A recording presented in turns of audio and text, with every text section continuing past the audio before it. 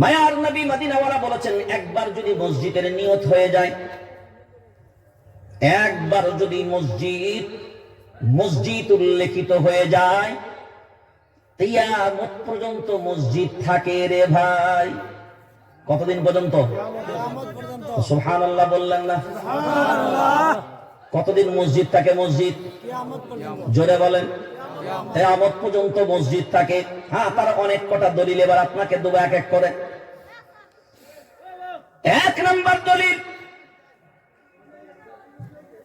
সবাই বলেন অযোধ্যার মাটিতে যে বাবরি মসজিদ ভাঙা হয়েছিল, তার গম্বুজ ভেঙেছিল। কি ভেঙেছিল? আচ্ছা, আপনারা কি গম্বুজে নামাজ পড়েন? জোরে বলেন। তাহলে বাবরি মসজিদের গম্বুজ ভাঙা হয়েছে, বাবরি মসজিদ ভাঙা হয়নি। এরপরে আসেন, বাবরি মসজিদের দেওয়াল ভাঙা হয়েছে। কি ভাঙা হয়েছে? জোরে বলেন। দেওয়ালও ভাঙলো, উপরের গম্বুজ ছাদ ভেঙে দিল। এখন বলেন, গম্বুজ ছাদ ভেঙে দিল, দেওয়ালও ভেঙে দিল। এখন বলেন কি কি ভেঙেছে? ছাদ ভেঙেছে, গম্বুজ ভেঙেছে, দেওয়াল ভেঙেছে। এখন আপনি বলেন মসজিদ কোথায় ভেঙেছে? জোরে বলেন। নামাজ পড়েন কোথায়? গম্বুজে। নামাজ পড়েন কোথায়? দেওয়ালে।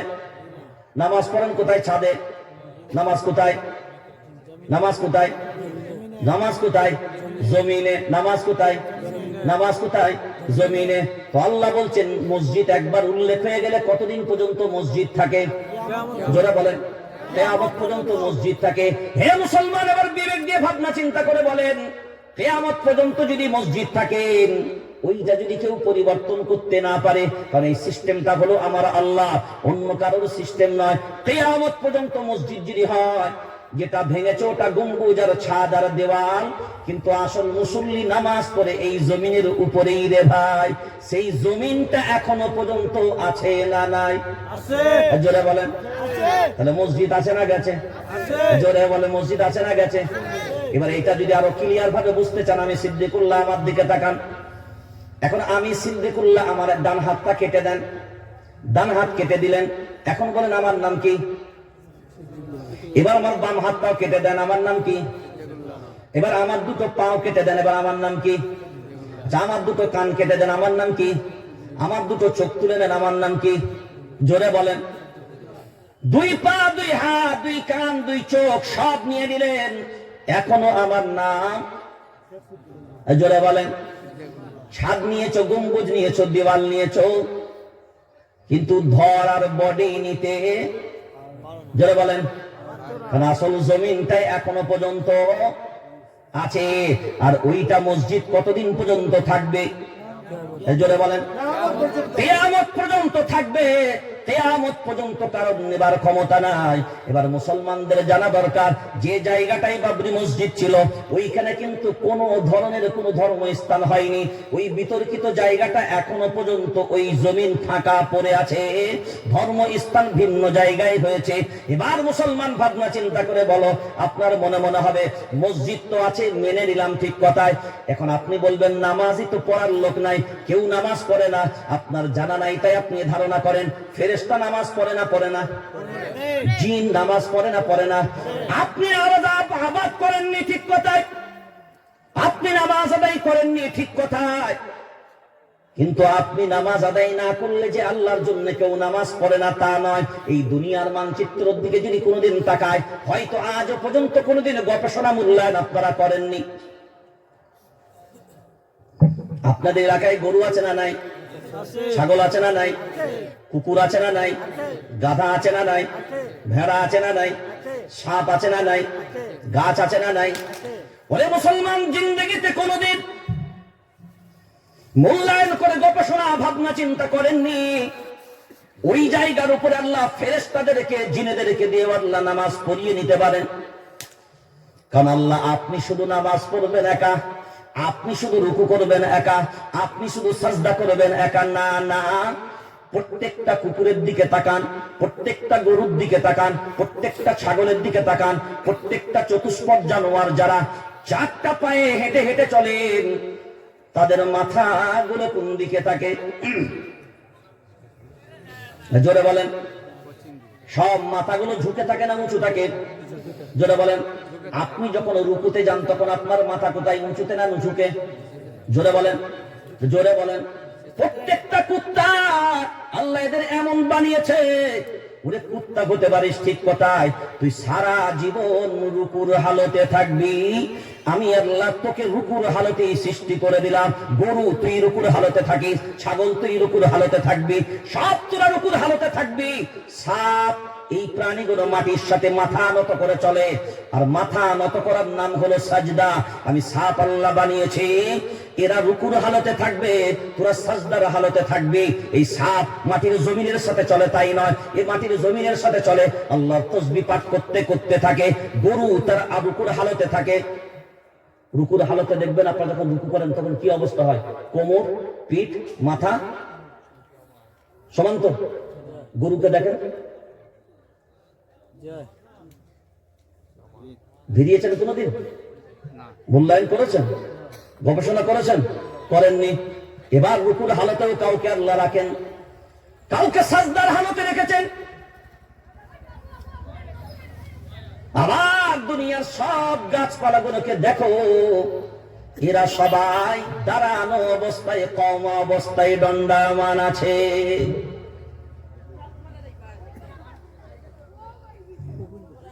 সবাই আল্লাহর ইবাদতে মগ্ন। শুধুমাত্র আল্লাহর ইবাদতে মগ্ন হতে পারে না কারা? জোরে বলেন। ওরে কুত্তাও 24 ঘন্টা আল্লাহর ইবাদতে কাটায়, গরু 24 ঘন্টা আল্লাহর ইবাদতে কাটায়, গাছ 24 ঘন্টা আল্লাহর ইবাদতে কাটায়। কারণ গাছের প্রত্যেকটা পাতায় আল্লাহর তাসবিহ পাঠ করে, গাছের প্রত্যেকটা পাতায় আল্লাহর তাসবিহ পাঠ করে। হে মুসলমান, আপনি বিবেক দিয়ে ভাবনা চিন্তা করে দেখেন, এই মসজিদ কার ঘর? জোরে বলেন। আচ্ছা, আল্লাহর ঘর কি আপনি কোনোদিন মানেন? জোরে বলেন, আল্লাহর ঘর বলে কি কোনোদিন মানেন? মসজিদের সাথে সম্পর্ক রাখে যারা, জারুল্লাহ হয় তারা। কিরুল্লাহ হয়? জোরে বলেন। জারুল্লাহ মানে আল্লাহর প্রতিবেশী। জারুল্লাহ মানে আল্লাহ, আল্লাহ প্রতিবেশী। কারণ ঘর কার? আল্লাহ। ঘর কার? আল্লাহ। আপনাদের এলাকায় ঘর আছে না? ঘর আছে না নাই? আপনার পাশের বাড়ির লোক যারা হয়, আপনাদের বাড়ি যাতায়াত করে না? করে না? করে। প্রতিবেশীর লোক যাতায়াত করে না অন্য কেউ? জোরে বলেন। এই যে পাশের বাড়ি প্রতিবেশী, তারা যাতায়াত করেন, এরা যেমন প্রতিবেশী হয়, আল্লাহ বলে আমার ঘরে যারা যাতায়াত করে তারা আমি আল্লাহ আমার প্রতিবেশী হয়। আর নবী বললেন শুনে রেখে দাও, নবী বললেন শুনে রেখে দাও, লা ইয়াদখুলুল জান্নাতা মান লা ইয়ামানু জারুহু বাওয়াইকা। নবী বললেন শুনে রেখে দাও, যারা প্রতিবেশীর প্রতি যাদের দ্বারায় তাদের প্রতিবেশী নিরাপদে থাকে না, আমি নবী বললাম তারা কখনোই জান্নাতে যাবে না। নবী ভিন্ন জায়গায় বলেন, আল্লাযী লা ইয়ামানু জারুহু বাওয়াইকা, যারা প্রতিবেশী যাদের দ্বারাই নিরাপদে থাকবে না, আমি নবী বলে দিলাম তারা ঈমানদার, ঈমানদার, ঈমানদার হবে না। আর আল্লাহ বলেন আমার ঘরের সাথে সম্পর্ক রাখে যারা, জারুল্লাহ হয় তারা, আমি আল্লাহ আমার প্রতিবেশী হয় তারা। আর প্রতিবেশীর প্রতি দয়া মায়া করার দায়িত্ব আমার রাসূল যখন বলেছে, আমি আল্লাহ আমার প্রতিবেশীর সাথে কিভাবে দুর্ব্যবহার করতে পারি, ওই জন্য কিয়ামতের ময়দান যখন হবে আল্লাহর গোলাম, আমার প্রতিবেশী আমি আল্লাহ আমার ঘরের সাথে কিয়ামতের ময়দানে উঠবে। আজ আমাদের মাঝখানে অনেক ক্ষেত্রেই মনে হয় আমাদের না, মসজিদের সাথে সম্পর্ক রাখা এটা এমন কোন ব্যাপার নয়, মসজিদের সাথে সম্পর্ক রাখা এমন কোন ব্যাপার নয়। মসজিদ এটা পরিষ্কার করা অনেক কঠিন জিনিস। আজকে আমরা মসজিদ পরিষ্কার পরিচ্ছন্নের জন্য কাদেরকে দায়িত্ব দিই? মুয়াজ্জিন নির্ধারিত করি, মসজিদ পরিষ্কারের জন্য আলাদা লোক রাখি, একবারের জন্য কোনোদিন মূল্যায়ন করে দেখি না এই ঘরটা হলো আল্লাহর ঘর। আগেকার জামানায় হতো কি, যে যত বড় মসজিদের খাদিম হতো সেই মসজিদের জিম্মাদার হতো। যারা যত বড় মসজিদের খাদিম হতো তারাই তত বড় মসজিদের জিম্মাদার হতো। কারণটা কোথায়? কিয়ামতের ময়দান, পুলসিরাতের পোল যখন সামনে থাকবে, জারুল্লাহ আল্লাহর প্রতিবেশী যারা হবে, আল্লাহ তাদেরকে বলবে পুলসিরাতের পোল পার হও। যখন তারা পার হতে যাবে, আল্লাহ তাদেরকে বলবেন তোমরা এমনি কেন পার হও? তোমাদের যানবাহন গেলে সাথে নাও, তোমাদের যানবাহন গুলোকে সাথে নাও। ওই ব্যক্তিরা বলবে আল্লাহ যানবাহন গুলো কোথায়? আমাদের মোটর সাইকেলও নাই, গাড়িগুলোও নাই, চার চাকা গুলোও নাই, যেইগুলো আমাদের দুনিয়াতে যানবাহন ছিল। আল্লাহ বলে গাড়ি নাই, বাস নেই, ঠিক আছে, মোটর সাইকেল নেই, সাইকেল নেই, চার চাকা নেই, গাছ নেই, সবই নাই, ট্রেন নাই, ফ্লাইট নেই, তোমাদের যানবাহন আজকে ওইগুলো না। যেখানে তোমাদের যাতায়াত ছিল, তোমরা আমার প্রতিবেশী ছিলে, আজকে তোমাদের সাহায্য করার, কারণ সেই দিনকে তোমরা আমি আল্লাহ আমার সাহায্য করেছো প্রতিবেশী হিসাবে, আজকে আমি আল্লাহ আমার দায়িত্ব হলো তোমাদেরকে সাহায্য করা আমার প্রতিবেশী হিসাবে। তোমাদের সাথে আমি প্রতিবেশী দুর্ব্যবহার করব না। তোমাদের আজকে যানবাহন হলো ওইগুলো, মসজিদগুলোকে তাদের সামনে হাজির করা হবে। কোনগুলোকে হাজির করা হবে? যারা বলেন এবার মসজিদ গুলো যখন হাজির করা হবে, এই মসজিদের সাথে সম্পর্ক রেখে চলেছিল যারা, এই মসজিদের সাথে সম্পর্ক রেখেছিল যারা, এদেরকে সামনে যখন মসজিদ হাজির করা হবে, মুয়াজ্জিন সাহেবকে ডাক দেওয়া হবে। হ্যাঁ, আজকে মুয়াজ্জিন সাহেবকে তো আমরা মনে করি একেবারে একটা চাকর রেখেছে। সামান্য ময়লা ঝুলা থাকলেও কমিটি আসে আর একবার করে ডাক দিয়ে চলে যায়। কিন্তু কোনোদিন ভাবনা চিন্তা করে দেখে না, আল্লাহ যাকে ভালোবাসেন তার ঘরে তাকে খাদিম বানান। রবের ঘরের নিরাপত্তাটা সব থেকে বড় নিরাপত্তা। এক জায়গায় একজন মুয়াজ্জিন সাহেব,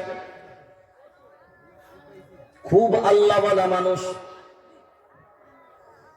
মাগরিবের সময় একজন বাইরে থেকে মুসাফির আসে, আসার পরে তার সামনে দাঁড়িয়েছে, উনি খাওয়ালেন, পান করালেন সবকিছু। ব্যক্তিটাকে দেখে মনে হলো সত্যিকারে খুব ভালো ব্যক্তি। মুসাফিরকে খানা টানা সবকিছু খাইয়ে দেবার পরে এরপরে মুসাফিরকে বলছে, ভাই খানা টানা খেয়ে নিয়েছো, এই মসজিদে থাকার কিন্তু কোনো স্থান নাই, তুমি খাওয়া দাওয়া করেছো, এখান থেকে চলে যাও। ওই ব্যক্তি তখন বলে, ভাই একটু কি ব্যবস্থা আমার করা যাবে না? না না, একটু ব্যবস্থা করা যাবে না, তুমি এখান থেকে চলে যাও, রাত থাকার কোনো অপশন নাই।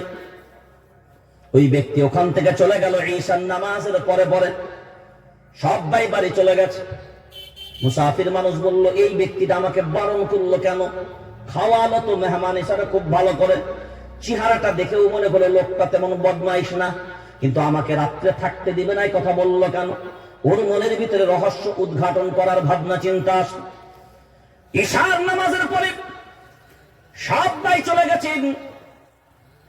এরপরে দেখে মসজিদের সব দিকের তালাগুলো বন্ধ, অন্ধকার মসজিদ। ও যখন দরজার ফাঁক দিয়ে উকি বেড়ে দেখে ওই ব্যক্তি মসজিদের মুয়াজ্জিন, মসজিদের ভিতরে আল্লাহ আল্লাহ বলে জিকির করে। সেই ব্যক্তি বলে, আমি লক্ষ্য করে দেখলাম যতবারই আল্লাহ বলেন পুরো মসজিদটা যেন আল্লাহ নূরের তাজাল্লিতে পুরো আলোকিত হচ্ছে। এবার ওই ব্যক্তি ফজর পর্যন্ত দৃশ্য দেখে। ফজরের নামাজে যখন ওই মুসাফির আবার জামাত, তখন আবার মুয়াজ্জিন বলে, ভাই তোমাকে না বলেছিলাম এই মসজিদে থাকা যাবে না, তুমি ছিলে কোথায় বলো ভাই? তুমি আমাকে বারণ করলে ঠিক কথা, তুমি চেয়েছিলে আমার পরিচয়, তুমি তোমার পরিচয় আমার কাছে গোপন করবে, কিন্তু ভাই আমি পারিনি। সারা রাত্রি এই মসজিদের ধারে দরজার ফাঁক দিয়ে সব দৃশ্যগুলো দেখেছি, তোমার সাথে কি ব্যবহার করেছে আমার আল্লাহ। এখন ওই ব্যক্তি বলে, ভাই দুনিয়ার কাউকে শোনাও না, আর আমাদের মাঝখানে বর্তমান সময়ে এমন হয় আমি একটু পীর হয়েছি। কি হয়েছে যারা বলেন? এখন নামের পিছনে যদি পীর লিখতে পারা যায়, মনে করবো উরি বাপ রে বাপ। আমাকে যদি বর্তমানে কেউ বলে এখন পীর বলে কেউ আছে, তো আমি আমার নজরে দেখতে পাই না। কারণ পীর যারা প্রকৃতপক্ষে হয়, আল্লাহ ওয়ালা যারা প্রকৃতপক্ষে হয়, তাদেরকে সামনের থেকে ঝান্ডা দিয়েও দেখা যায় না, কারণ তারা আল্লাহ ওয়ালা হয়। ওটা প্রকাশ্যে মানুষকে দেখানোর জন্য হয় না, তারা সব আল্লাহর সাথে গোপন কানেকশনে হয়। আর আমাদের এমন এমন নাম, বক্তার প্রচার করছে তো নামের লাকাব বলতে বলতে বলতে বলতে বলতে বলতে পীরে কামেল, আমিলে ডামেল, শাকিহে আজম, শাইখে আজম, ইমামে আজম, ফকিহ শাইখুল হাদিস, শাইখুল কুররা, মুহাদ্দিস, বলতে বলতে লাকাব ঠেকতে ঠেকতে ঠেকতে ঠেকতে আর নামটাই খুঁজে পাওয়া যাচ্ছে। আর আমাদের মানুষ মনে করে যত লাকাব বেশি তত দাম বেশি। হাফেজ লাগাও, বক্তাদের নামের পিছনে নামিয়ে দেবে, হাফেজ, কারি, মোল্লা, মুফতি, বলে হ্যাঁ হুজুর প্রচার করতে হবে, তবে তো মান আসবে।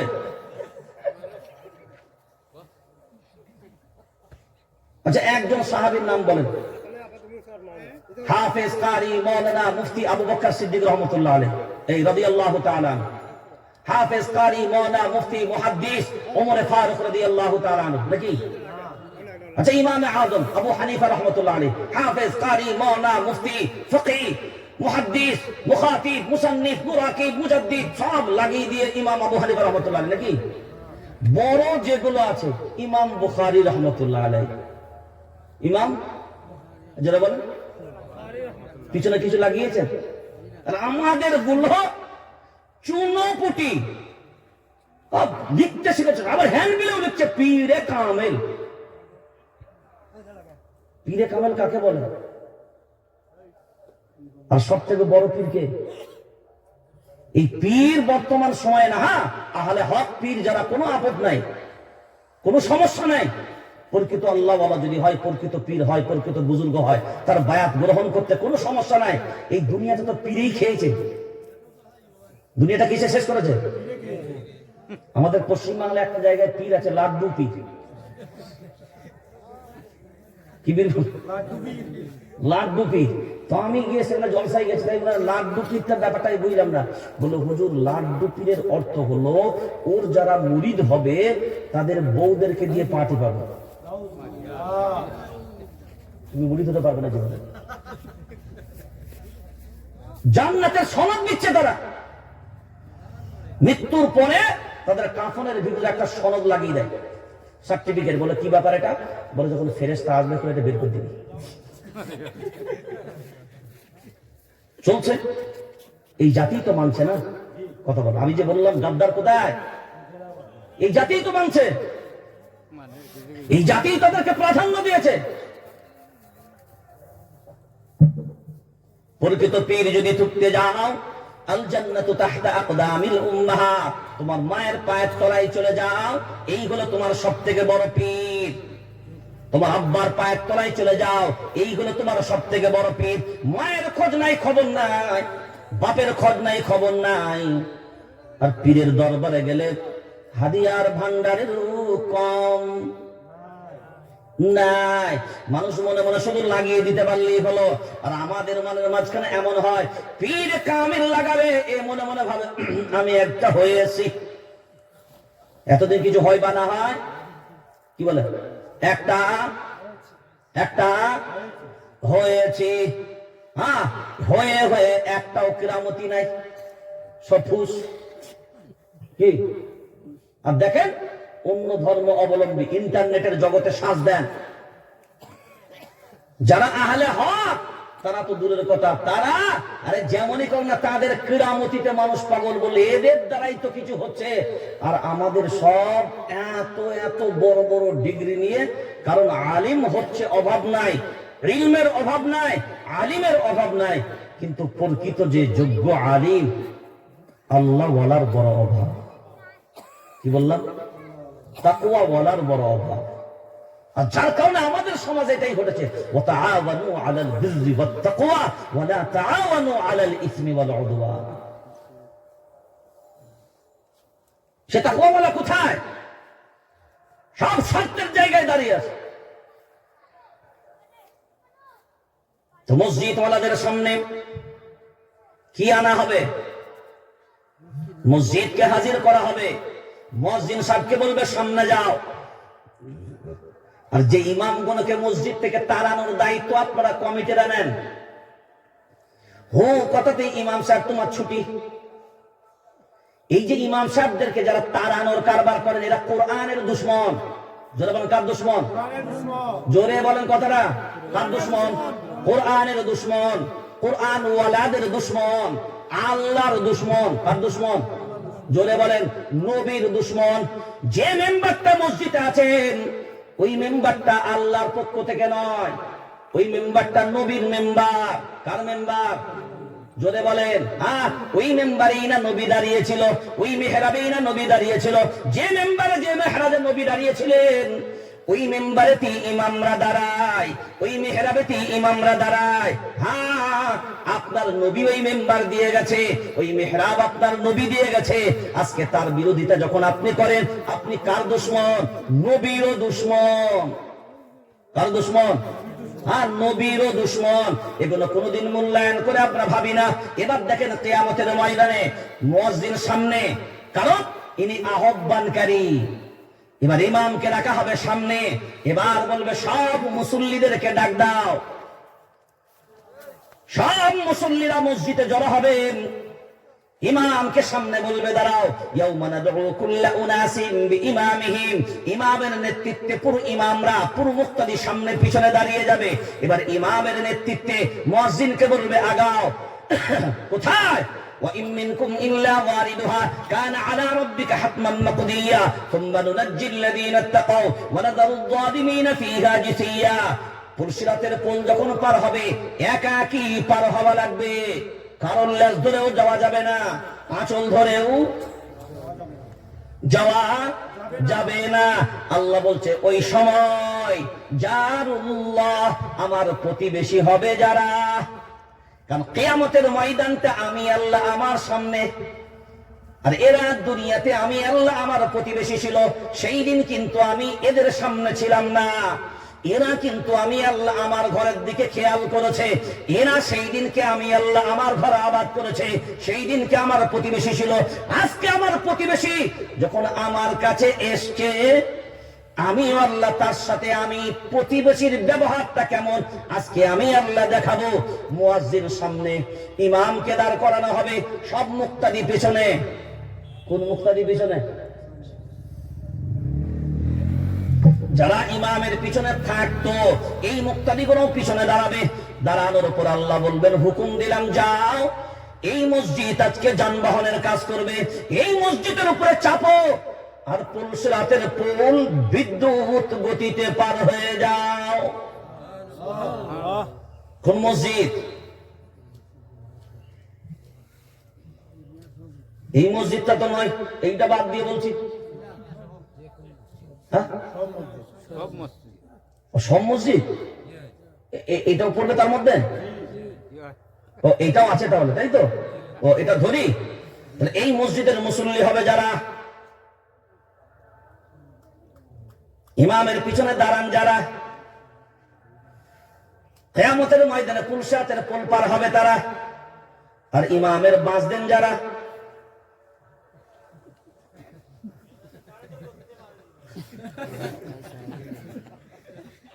কোনদিন মর্যাদা আমরা দেখেছি, এগুলো ফলো করে। ইব্রাহিম আলাইহিস সালামকে চেনেন? চেনেন? হজে কেউ গেছেন? মাকামে ইব্রাহিম বোঝেন? ওয়াত্তাখিযু মাকাম ইব্রাহিম মুসাল্লা। মাকামে ইব্রাহিমটা চেনেন না? চেনেন না? ওয়াত্তাখিযু মিন মাকাম ইব্রাহিম মুসাল্লা। মাকামে ইব্রাহিম, ইব্রাহিমের মাকাম, যে পাথরটার উপরে দাঁড়িয়ে আল্লাহর ঘর নির্মাণ করেছিল, যে পাথরটার উপরে দাঁড়িয়ে আল্লাহ পাথরটার মর্যাদা এত দিলেন, এই পাথরের উপরেই দাঁড়িয়ে যখন আমার ঘর নির্মাণ হয়েছে, এই পাথরের দাম এত বেশি। ও হাজী, তুমি যদি হজ করতে যাও, মাকামে ইব্রাহিমের সামনে দাঁড়িয়ে যাও, 2 রাকাত নামাজ আদায় করে নাও। ইব্রাহিম আলাইহিস সালাম, তোমার দাম কোথায়? কারণ তুমি আল্লাহর ঘর নির্মাণ করেছো, ওই জন্য আমি আল্লাহ তোমাকে সম্মান দিয়েছি। কত? শুধু নবী বানিয়েছি তা নয়, খলিলুল্লাহ উপাধি দিয়েছি তা নয়, জাতির পিতা লাকাব দিয়েছি শুধু তাই নয়, তোমাকে পুরো মানব জাতির আমি ইমাম বানিয়েছি। ওয়া ইযিবতালা ইব্রাহিম রাব্বুহু বিকালিমাতিন ফাতাম্মাহুন ক্বালা ইন্নী জাইলুকা লিন-নাসি ইমামা, লিন-নাসি ইমামা, লিন হারফে জার ব্যবহার করেছে প্রথমে, লিন-নাসি ইমামা, লিন-নাসি মানুষের জন্য, ইমামা আমি আপনাকে ইমাম বানিয়ে দিলাম। আপনাকে নবীর লাকাব দিয়েছি যথেষ্ট না, খলিলুল্লাহ লাকাব দিয়েছি যথেষ্ট না, আপনাকে জাতির পিতা বানিয়েছি যথেষ্ট না, আমি আল্লাহ আজকে আপনাকে পুরস্কৃত স্বরূপ পুরস্কার দিলাম কোনটা?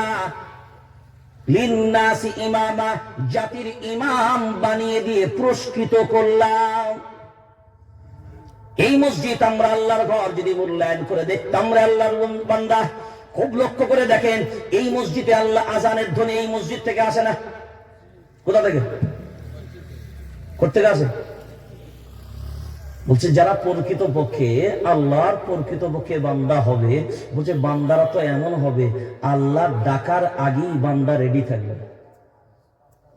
আল্লাহ ডাকার আগেই বান্দা, যারা বলেন কোন বান্দা যদি আজানের আগে আগে মসজিদে চলে যায় আর এটা যদি তার আমল হয়, আল্লাহ বলবে আমার বান্দা আমার জন্য কতটা অ্যাডভান্স, আমি ডাকার পূর্বে আমার বান্দা আমার জন্য তৈরি আছে। তো আমি ডাকার পূর্বে যদি আমার বান্দা তৈরি থাকে, আজ কিয়ামতের ময়দানে আমার বান্দার ভাবনার আগে আমিও আল্লাহ আজকে আমার চূড়ান্ত সিদ্ধান্ত জান্নাত ঘোষণা হবে। সুবহানাল্লাহ, নারায়ে তাকবীর, নারায়ে তাকবীর।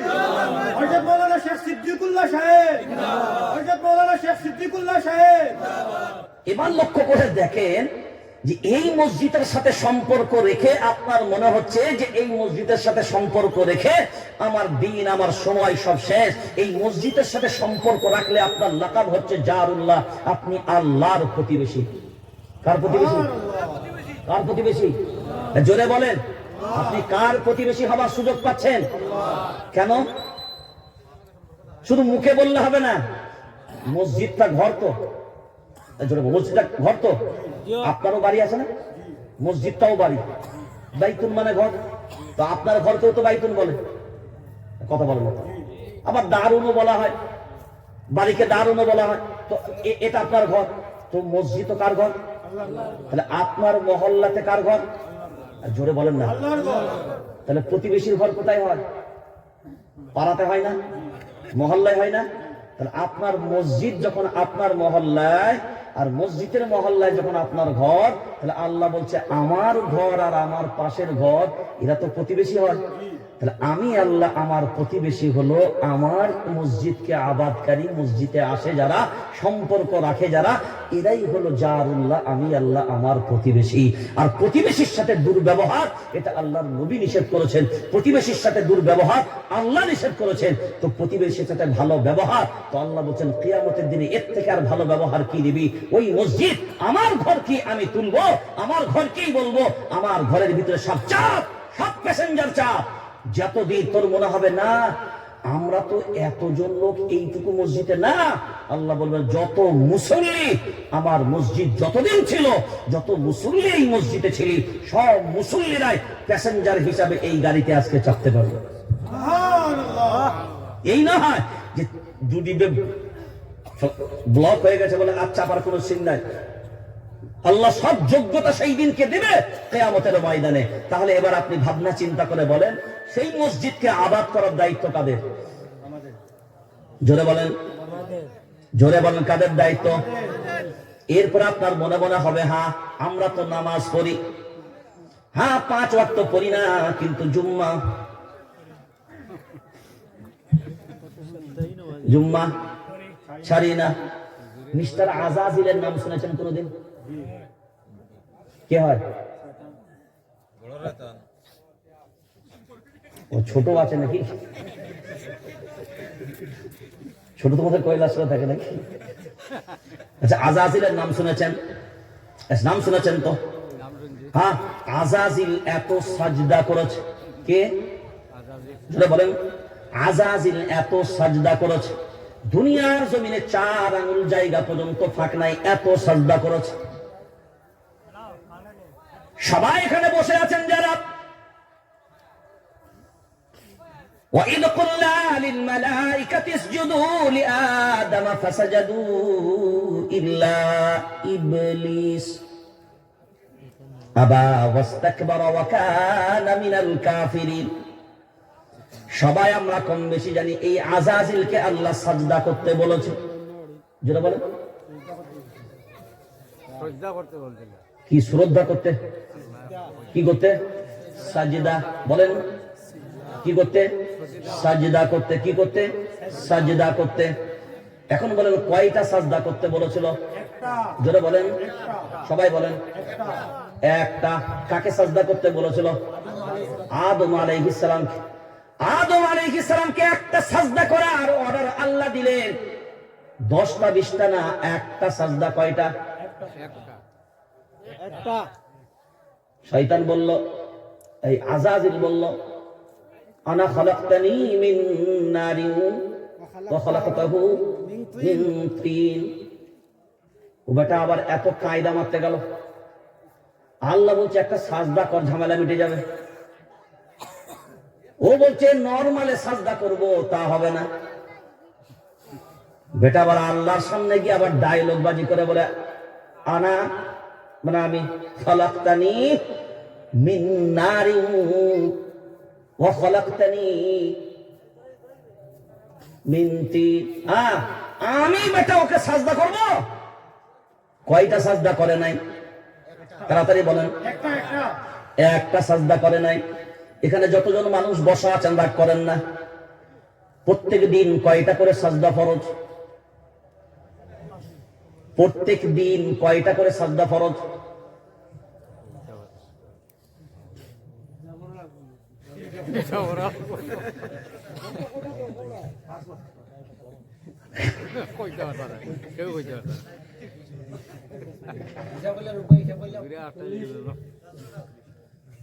প্রত্যেক দিন কয়টা করে সাজদা ফরজ?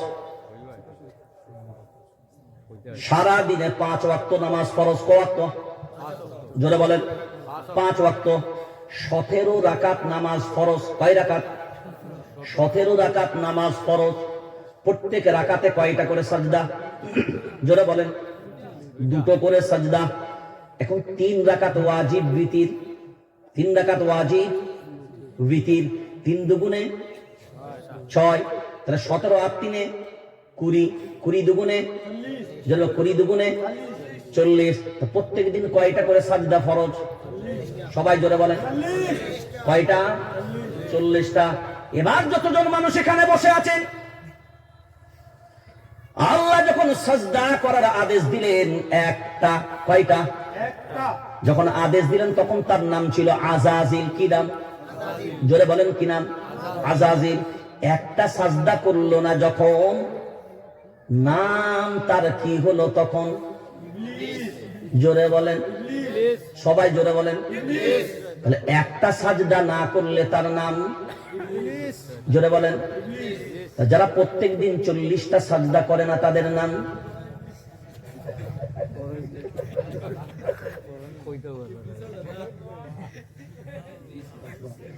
একটা সাজদা না করলে যদি তার নাম ইবলিস হয়, তাহলে প্রত্যেক দিন যারা 40টা সাজদা করে না তাদের নাম কি হওয়া উচিত?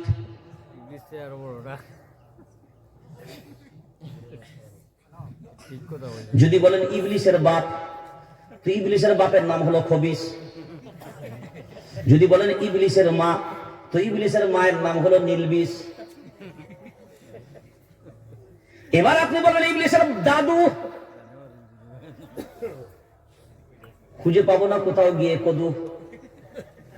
এখন ইবলিসের বাপ, তাহলে একটা সাজদায় যদি ইবলিস হয়, তাহলে 2টো সাজদা না করলে বাপ হবে, 3টে সাজদা না করলে দাদু হবে, 4টা সাজদা না করলে পরদাদু হবে, 5টা না সাজদা করলে তার পরদাদু হবে।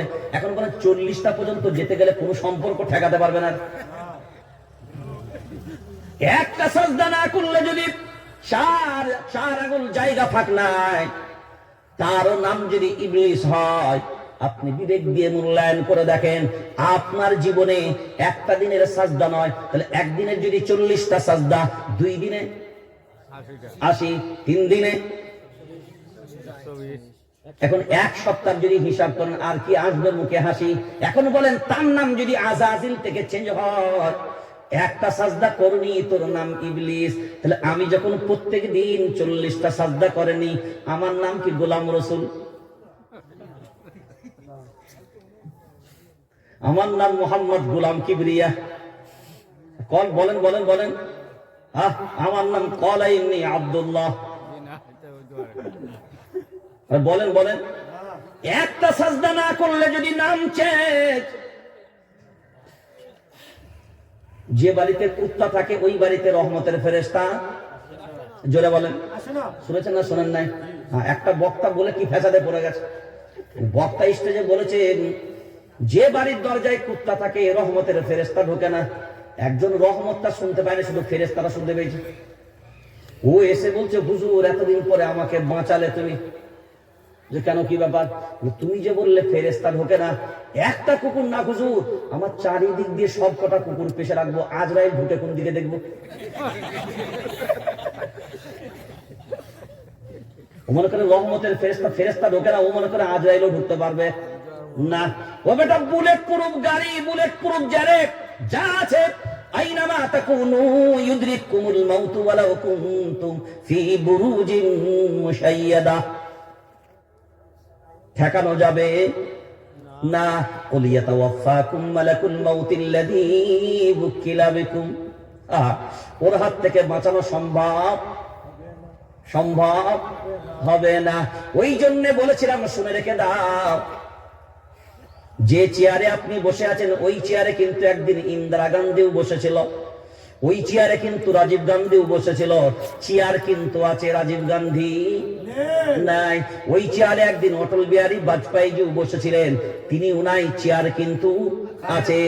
আপনি যদি মনে করেন চেয়ার থাকবে, হ্যাঁ চেয়ার কিন্তু থাকবে, আপনিও একদিন থাকবেন না। এটাই হলো দুনিয়ার সিস্টেম। ইন্নাকা মাইয়িতুন ওয়া ইন্নাহুম মাইয়িতুন। হ্যাঁ, আল্লাহর নবীকে লক্ষ্য করে আল্লাহ এই কথা বলেছিলেন। যারা বলে না জিন্দা নবী, হ্যাঁ অবশ্যই জিন্দা নবী, কিন্তু সেটা বারজাখী জীবনে, এই দুনিয়ার জীবনে নয়। বারজাখী জীবন হলো আলাদা, দুনিয়ার জীবন হলো আলাদা। হ্যাঁ, আল আম্বিয়াউ আহইয়াউন ফি কুবুরিহিম ইউসাল্লুন। নবী বলেছেন, শুনে রেখে দাও, দুনিয়ার জমিনে যত নবী পয়গম্বর আল্লাহ পাঠিয়েছেন সবাই কবরের ভিতরে জীবিত, এবং ইউসাল্লুন, তারা নামাজও আদায় করেন। এখন আপনাদের মনে হচ্ছে নবীরা যদি কবরে গিয়ে নামাজ আদায় করে, তার উম্মতরাও কি কম নাকি? আমরাও গিয়ে মনে হয় নামাজ চালাবো? সে সুযোগ আমাদের নাই। কারণ মনে রেখে দিবেন, আল্লাহর গোলাম, সাজদা করার একটা জায়গা হয়। আপনি সাজদা করবেন না, আল্লাহ সাপকে দিয়ে সাজদা করিয়ে নেবে। আপনি রুকু করবেন না, কুত্তাকে দিয়ে আল্লাহ রুকু করিয়ে নেবে।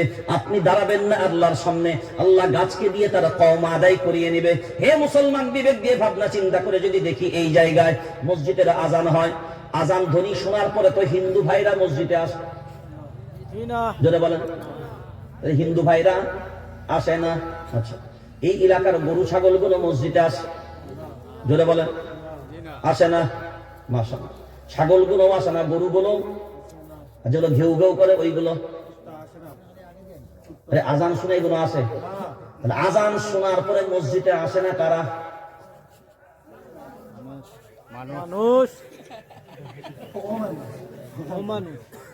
আজান শোনার পরে হিন্দু ভাইরা মসজিদে আসে না। হিন্দু যারা হবে তারা আসবে, যেটা বলেন গরু মসজিদে, যেটা বলেন আসে না। তাহলে গরু হবে যারা, আসবে না তারা। আমি আপনাদের কিছু বলছি না, কিন্তু আপনাদের রাগ করেন, আমি গরুর কথা বলছি। সেই একটা গরু একটা মসজিদে ঢুকে পড়ছে, গরু মসজিদে ঢুকে পড়ছে, বিশাল বিপদ। মসজিদে জুম্মা বন্ধ হয়ে যাবে, কোনো বিপদ নাই। মসজিদে হারাম মাংস ঢুকিয়ে দেওয়া হবে, কোনো বিপদ নাই। কিন্তু মসজিদে গরু ঢুকে গেলে বিপদ। মসজিদে গরু ঢুকে যায় এটা ভাবতে হবে। একটা ইন্টারনেটে একটা খবর ভাইরাল হয়েছিল, দেখেছিলেন? গত বছর মনে হচ্ছে কোথাও কোনো তারাবি, একটা মসজিদে তারাবি হচ্ছে, কোরআন তিলাওয়াত, আর একটা গরু বেশ কিছুক্ষণ, মানে অনেকক্ষণ মসজিদের গেটের সামনে দাঁড়িয়ে দীর্ঘক্ষণ এত শান্ত বাচ্চার মতন দাঁড়িয়েছিল।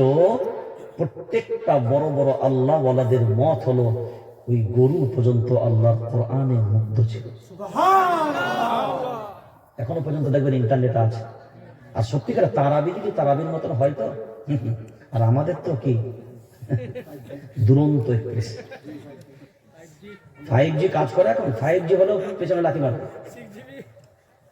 এখন বাইরের যে চলে 10 GB করে 10 GB।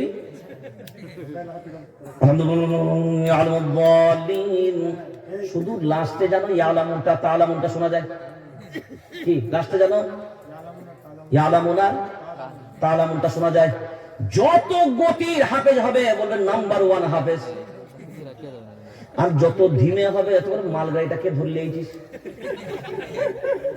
হ্যাঁ, না কিছু বোঝা যায় না কিছু শোনা যায়। বরঞ্চ আমাদের মসজিদগুলোতে যদি ধরে তারাবি বলা হয়, এখন যদি সে পরে ওইরকম তারাবি, আলহামদুলিল্লাহ রাব্বিল আলামিন আর রহমানির রহিম মালিকি ইয়াউমিদ্দিন ইয়্যাকা না'বুদু ওয়া ইয়্যাকা নাস্তাঈন ইহদিনাস সিরাতাল মুস্তাকিম সিরাতাল লাযীনা আন'আমতা আলাইহিম গায়রিল মাগদুবি আলাইহিম ওয়ালাদ-দাল্লিন।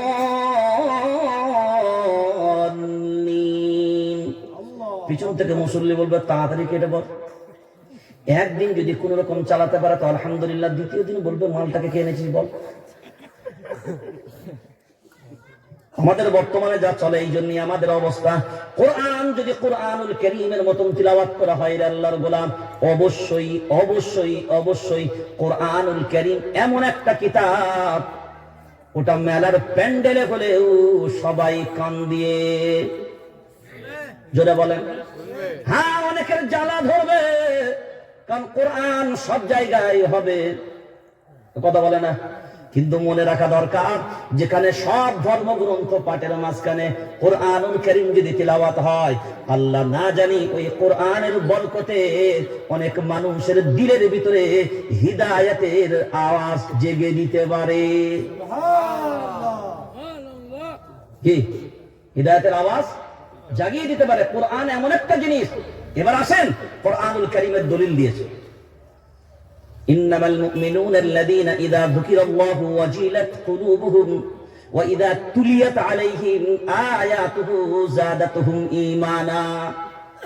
কোরআনুল কারীম সূরার নাম সূরা যারিয়াত, 27 নম্বর পারা, 2 নম্বর সাফার ভিতরে আল্লাহ একটা দলিল দিয়েছে, ওয়াযাক্কির ফাইন্নায যিকরা তানফাউল মুমিনিন। কোরআনুল কারীম সূরার নাম সূরা কফ, 26 নম্বর পারা, 19 নম্বর সাফা, সূরা কফের লাস্টেও আল্লাহ একটা দলিল দিয়েছে, ফাযাক্কির বিল কুরআনি মান ইয়াখাফু ওয়াঈদ। আল্লাহু আকবার বলেন। আল্লাহু আকবার। হ্যাঁ, মানুষ শুধু ভুল ধরার জন্য রেডি। কিসের জন্য? তুই তো পড়বিও না, পড়তেও দিবি না। আমেরিকায় একটা কনফারেন্স হয়, সব ধর্মীয় গ্রন্থ তিলাওয়াত হবে। তখন কারি আব্দুল বাসিত রাহমাতুল্লাহ আলাইহি, শাইখুল কুররা, সমস্ত কুররাদের শায়েখ, তিনি বেঁচে ছিলেন। সব ধর্মের মানুষ সব ধর্মগ্রন্থ এক এক করে পাঠ করে যায়। 10 মিনিট 15 মিনিট করে সময় নির্ধারণ করা হয়েছে। সবাই তিলাওয়াত করে, সবাই পাঠ করে আর চলে যায়, পাঠ করে আর চলে যায়। টাইম হয়, বেল বাজিয়ে দেয়, পাঠ করে টাইম হয় আর বেল বাজিয়ে দেয়। কারি আব্দুল বাসিত রাহমাতুল্লাহ আলাইহি তিনি বললেন, আমার জীবনে একটা ঐতিহাসিক কোরআনের মুজিজা আমি দেখেছিলাম লাইফে, ওটাই আমি যখন গেলাম এরকম জুব্বা টুব্বা পরে, তিরহান পরে, মানুষ মনে মনে ভাবলো এ আবার কি পাঠ করতে আসে। কারি আব্দুল বাসিত সাহেব রাহমাতুল্লাহ আলাইহি, আপনারা জানেন গানের যেমন 7টা সুর হয়, গানের সুর হয়, কিরাতেরও 7টা সুর হয়, ধাঁচ হয়। কিরাত হয় 7 ঢঙ্গের কিরাত। না, বিভিন্ন রকমের সুরের নাম আমাদের কিরাতের জগতেও আছে। আপনাদের সাধারণ মানুষকে উদায়ন করে লাভ নাই। বিভিন্ন মানহাজ আছে কিরাতের। ভাই আব্দুল বাসিত সাহেব রহমাতুল্লাহ আলাইহি, আল্লাহ তাকে সব রকমের মানহাজের জ্ঞান আল্লাহ দিয়েছিলেন কিরাতের উপরে। আসলে এই যে কিরাত আমরা বলি, আসলে কিন্তু এটা কিরাত না। আসলে এই তিলাওয়াতটাকে বলা হয় তাহকিক। কোরআন তিলাওয়াতের তিনটে পদ্ধতি: তাহকিক, তাদবীর, হাদার। তাহকিক, তাদবীর, হাদার। আর তারাবি যেটা হয় ওটা বদর, কারণ ওর সিস্টেমটা কোথাও খুঁজে পাই নাই। ওর সিস্টেমটা কোথাও খুঁজে পাওয়া যায় নাই। মুরব্বী মুসল্লিরা বলছে, হুজুর মাজারের ব্যথা ছিল, খিলগুলো একদিন তারাবি পরে কোন জায়গায় গেল আর খুঁজে পাওয়া গেল না বলো? কারণ কার সাথে? ও বলছে আমি যে রুকু থেকে উঠে সাজদায় যাব, ইমাম সাহেবের একটা সাজদা হয়ে রেডি, ও যাবে একটা, ও টেনশনে পড়ছে এবার আমি কি করব।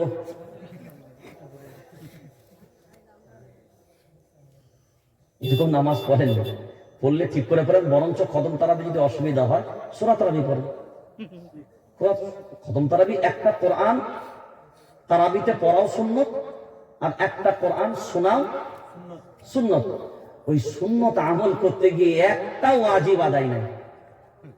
কি কোন লোক তো আবার তারাবিতে আমি আর দেখালাম না, সে লুঙ্গি তুলে রেডি হয়ে আছে। লুঙ্গি তুলে রেডি, মানে যেন যাবার সময় গতিটা এমন থাকবে যেন হট করে সেটে সুটে না যায়, তাহলে কোথায় ফেরে ফুরে যাবে। ও মাল আগে থেকে তুলে তালে রেডি হয়ে আছে। বহু ইমাম সাহেবরা যদি একটু রুকু সাজদা গুলোকে ধীরে সুস্থে করে না, বহু মুসল্লি আছে দেখবেন, বহু জায়গায় আমি দেখেছি নামাজ পড়তে গিয়ে, এবং নামাজ দাঁড়িয়েছে, আমি রুকুতে গেছি, তো রুকু থেকে আমি উঠবো, তো আমি শ্বাস শুরু করার সাথে সাথে মাল স্ট্যান্ড। ও বলছে তোর মতন অত সময় আমাদের আছে নাকি, উঠবি তাড়াতাড়ি হোক। তারপরে এবার সাজদাই যাব, আমি যে রব্বানা লাকাল হামদ এটা পড়বো, ও টাইম নাই, আই এম ভেরি বিজি। ও গিয়ে রুকু থেকে উঠে আবার মাল আর্ধেকে গিয়ে এবার একটে গেছে। দেখে তো ইমাম সাহেব আল্লাহু আকবার বলছে না, কি হবে? মাল নামতেও পারছে না, মাল উঠতেও পারছে না। লাস্টে কি করে বহু জায়গায় দেখা গেছে যে ও তখন খালি ইমাম সাহেব গেছে, কি ব্যাপারে কি ব্যাপারে।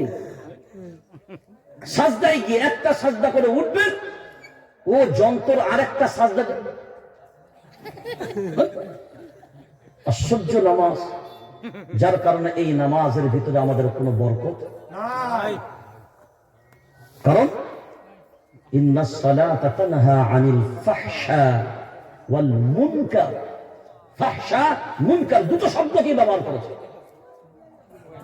সমস্ত রকমের পাপাচারী থেকে, খারাপ থেকে, গুনাহ থেকে যারা নামাজ আদায় করে আল্লাহ তাকে হেফাজত করে। আর আমাদের নামাজি, নামাজও আছে, সুদও আছে, নামাজও আছে।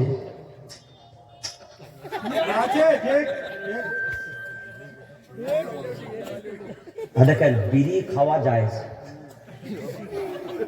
বিড়ি আপনারা দম ভরে খাবেন, আমি আজকে ফতোয়া দিয়ে গেলাম, হ্যাঁ অন ক্যামেরায় বলছি, শুধু টেনে খাবেন না, রান্না করে খাবেন, সেদ্ধ করে খাবেন, কষা খাবেন, যেমন করে পারবেন রান্না করে খাবেন। শুধু কি টেনে খাবেন? টেনে খাবেন না। হ্যাঁ, আপনারা কোনোদিন জানেন না এগুলো। হাল আতাকা হাদিসুল গাশিয়া ওয়ুজুহুন ইয়াওমাইযিন খাশিআ আমিলাতুন নাসিবা তাসলা নারুন হামিয়া তুসকা মিন আইনিন আনিয়া লাইসা লাহুম তাআমুন ইল্লা মিন দারি'। ইল্লা মিন, এদেরকে বলতে দিলে বলবো দড়ি, লিয়াই গলায় ধরি। ইল্লা মিন দারি', হ্যাঁ মিন দারি', মিন দারি', লাস্টে একটা আইন আছে। এই দারি' মানে হলো জাহান্নামের প্রথম খাদ্য। জাহান্নামের বলেন? জাহান্নামে যে জাহান্নামীদেরকে প্রথম খাদ্য দেওয়া হবে তার নাম হলো দরিয়। আর দরিয়টা হবে আগুন যুক্ত। কি যুক্ত? জোরে বলেন। এবার যারা এটা টানেন তারা ভাবেন জাহান্নামের প্রথম খাদ্য আপনারা দুনিয়া থেকে খেয়ে খেয়ে অভ্যস্ত। মূল্যায়ন করবেন। আর দেখবেন দুনিয়াতে যত পশু আছে, গরু, কুত্তা, ছাগল, ভেড়া, গাধা যা আছে, সবাই দেখবেন একদিকে খায় একদিকে বের করে। হাসতেছে। এদিকে খায় আর ওদিকে আপে যায়, ডাউনে বেরো। কি আপে যায়? খেতে খেতে। গরু দেখবেন খড় খায়, পিছন দিকে মাল ছাড়ে। ছাগলও খায় খেতে খেতে, পেছন দিকে ছাড়ে। আমি কিন্তু কৈলাসরের কথা বলছি। নামটা গ্রামের নামটা নিয়ে দিই, জানো, এখন কাল সকাল পর্যন্ত থাকতে হবে। হ্যাঁ, উত্তর বরবন্দ জামে মসজিদ, এই এলাকার কথা কিন্তু আমি বলছি না, আমার কলকাতার কথা বলছি। এটা বাঁচার জন্য আর কি সেফটি বেলটা লাগিয়ে দিলাম। তুমি তো সবকিছু বলে দেবে। আচ্ছা চলেন মাশাআল্লাহ। তো এবার লক্ষ্য করে দেখেন, আমাদের কলকাতায় আমরা দেখেছি বহুজনা, এরা যখন বাথরুমের অফিসে যায়,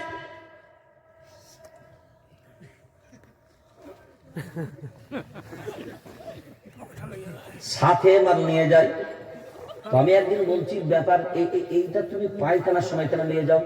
বলছে হুজুর তুমি বুঝবে না, এ মান নাম টান দিলে পেছন দিকেও মাল ক্লিয়ার হবে না।